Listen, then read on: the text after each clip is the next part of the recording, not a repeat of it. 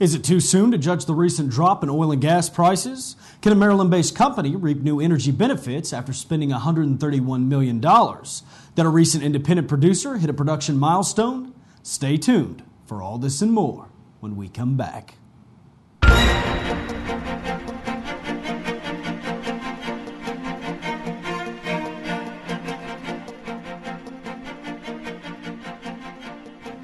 Hello and welcome back to EnergyScout News and Information, your source for the energy news. I'm your host, Reb Byers. Today's segment will focus on independent producers within the energy industry. And breaking news, crude oil prices fell overnight on the New York Mercantile Exchange to less than $127 a barrel. Now that's nearly $10 a barrel off last week's record high. Although the Organization of Petroleum Exporting Countries stated last week its members would keep production at current levels until September, even though prices have fallen.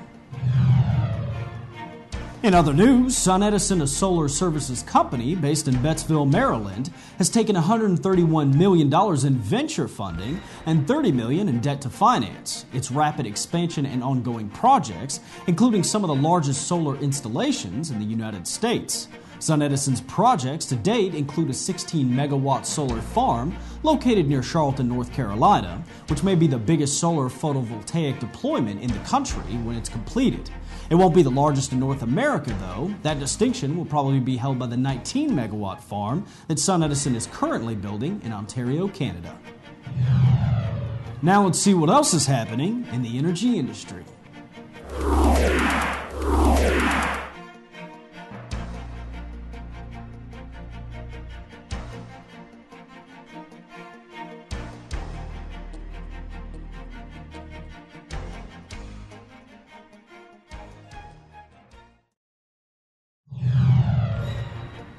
Devon Energy Corporation, the nation's largest independent producer of oil and natural gas, has hit a production milestone this month and now produces more than 1 billion cubic feet of natural gas per day located in the Barnett Shale.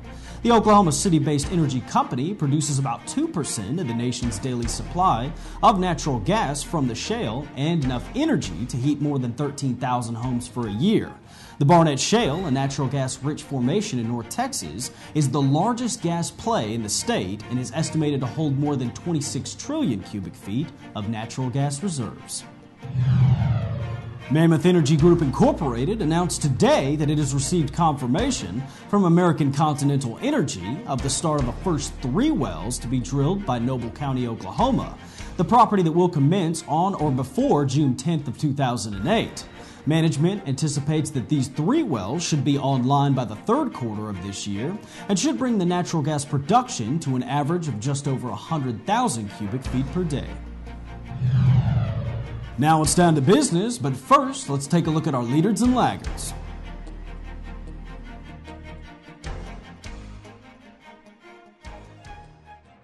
In oil and gas, crude oil is down $1.14 to $127.71, but production is pushing through to September, so more than likely this won't hold. Natural gas is down 2 cents to $11.78, but it still hasn't lost too much footing. Now let's regroup after we take a quick look at our people on the move.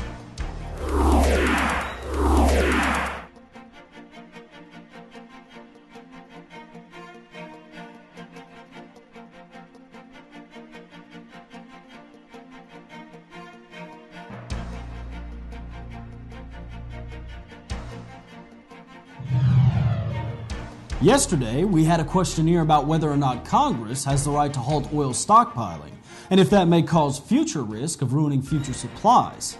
Now, we received some responses from the viewers. Lori Jones had said that Congress should stop stockpiling because we have enough stored in supplies over the years. Once the elections are over with, everyone will see a change. Another viewer, Linda Weist, had said that Congress does have the right to halt storing because future supplies are at risk, but the need for the supplies is now. So we can end on this thought. Under the current $10 drop in pricing from last week, can we see this as a continuing drop, or are we likely to see a critical spike in the coming months? As always, we look forward to your responses, so be sure to contact us at EnergyScout.com. In strange news today, talk about Lost in Space. Take a look. 100 years ago, if your toilet wasn't working, there was probably still an outhouse out back. But that's certainly not an option for a trio of astronauts on the International Space Station. The one toilet on board is broken. That means when it's time to go, astronauts are using a backup system that involves a bag-like collection. NASA says one crew member was using the toilet last week when the toilet motor fan stopped working. The fan collects liquid waste, and now it only works on and off. Astronauts have used the toilet on the Soyuz capsule attached to the station, but it has a limited capacity, so it's not a long-term solution. The good news is the Space Shuttle Discovery is due to pay a visit next week, and someone will likely be doing some self-help plumbing work. Oh, and as for that other need toilet users have, officials say the solid waste collecting part of the toilet is functioning properly. One NASA spokesman says, like any home anywhere, the importance of having a working bathroom is obvious. Zero gravity and no toilet? That's a place a plumber can boldly go where no plumber has gone before. And that's it for today's Energy Headlines. Be sure to check out our website daily for up-to-date rig counts and company information. And remember, if you have any news in your neck of the woods, be sure to contact us at EnergyScout.com. Don't forget to stay tuned with us on Monday. We will take a look at production within the energy industry. For Energy Scout news and information, I'm your host, Reb Byers.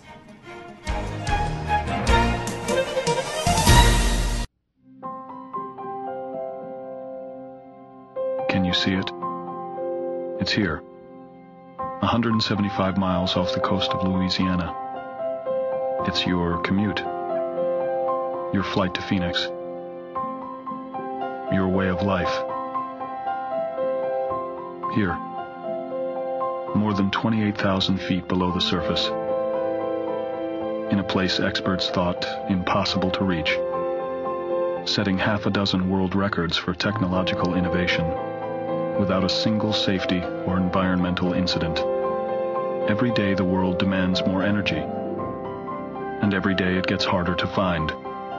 So every day we push technology. We seek alternatives. But we also attempt the extraordinary to power the world right now. This is the power of human energy.